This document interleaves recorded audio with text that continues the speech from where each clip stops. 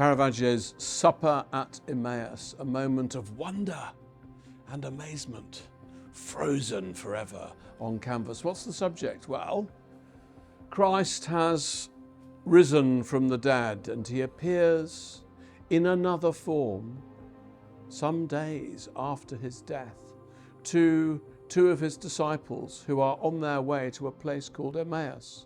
He joins them. They don't know who he is. And the three of them stop at an inn to take some refreshment. During the meal, the climax of the story, Christ suddenly reveals himself by performing the blessing of the bread. And at that moment, suddenly the apostles realize, it's you! It's you! And they can't hide their astonishment that here he is, come again from the dead. And at that moment, at that precise moment, he disappears. So he's about to disappear. This scene is about to go dark, but at this moment, it's all about illumination. Now, how's Caravaggio imagined the scene? What's he used it to say? Look at the innkeeper. I think the innkeeper's one of the keys to it. The innkeeper is looking down at this man with a skeptical expression on his face, as if he thinks, he's not thinking about whether this is the risen Christ, whether this is God made flesh. He's thinking, can this man pay the bill? This man and his friends with the guy with the hole at the elbow of his shirt. The other man with his unkempt beard and his straggly hair and his sunburned skin and his pilgrim's shell.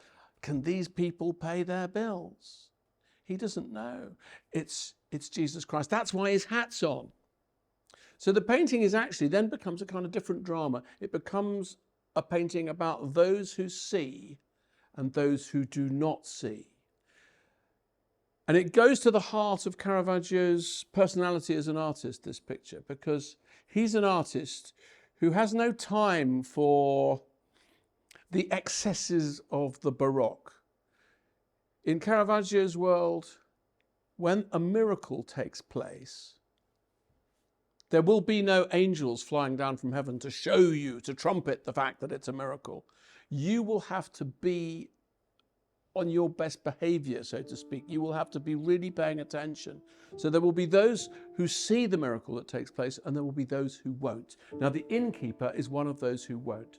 The disciples are those who do. And us, we, the viewers, can we see it?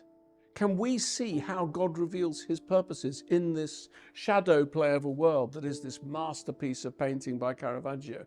And shadow play is the key word, because everything in this miracle declares itself through the agency of the shadows.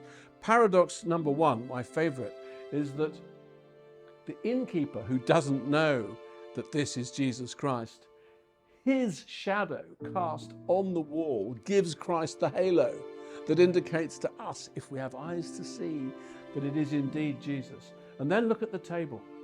The table is the other great clue in this shadow play. There's a bowl of fruit, and that bowl of fruit, as often in Caravaggio's work, symbolizes this mortal life with its imperfections, and at the same time, it symbolizes the possibility of redemption and hope and salvation in the form of apples with wormholes, the flesh that perishes, and grapes, symbol of the wine that saves. Christ's blood that we drink when we take communion, that saves us from sin and death. And how do we know that all of that is symbolized by that bowl of fruit? Look at its shadow. Its shadow takes the shape of a fish, which is an ancient symbol of Jesus Christ. So he's symbolized in the shadow play. And that bowl of fruit is perched forever on the edge of the table. So it might fall and it might stay up. Christ's hands in the painting are very much the same as the hands of Christ at the moment of the Last Judgment. One hand that raises up to save, the other hand that casts down to judge and to condemn. And implicitly it's us, as we look at the painting. We choose whether that bowl of fruit will fall, whether we will fall, or whether we will be saved. And it all depends on us, whether we read the shadow play, whether we read the symbols, whether we agree with those disciples that this is indeed Jesus. So it's about everything being in the balance. It's about everything being in the balance. There's light and there's darkness, but it's up to us. It's up to us to choose between them. That is the secret of Caravaggio's chiaroscuro.